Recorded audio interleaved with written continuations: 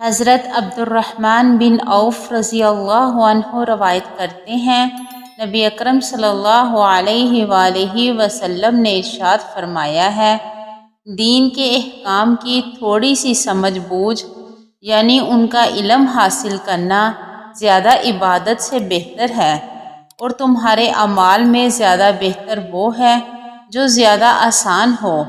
مجمع الزوائد حدیث نمبر 481۔ حضرت عمر بن خطاب رضی اللہ عنہ روایت کرتے ہیں، نبی اکرم صلی اللہ علیہ وآلہ وسلم نے ارشاد فرمایا ہے، کسی حاصل کرنے والے نے علم کی فضیلت جیسی کوئی چیز حاصل نہیں کی۔ علم اپنے ساتھی یعنی صاحب علم شخص کو ہدایت کی طرف لے جاتا ہے یا اسے خراب چیز سے ہٹا دیتا ہے، اور آدمی کا دین اس وقت تک ٹھیک نہیں ہوتا جب تک اس کا عمل ٹھیک نہیں ہوتا۔ مجمع الزوائد حدیث نمبر 483۔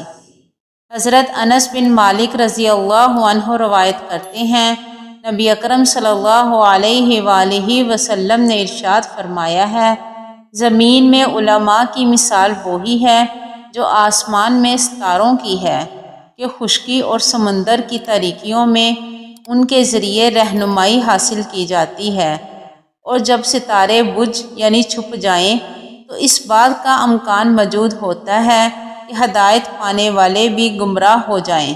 مجمع الزوائد حدیث نمبر 489۔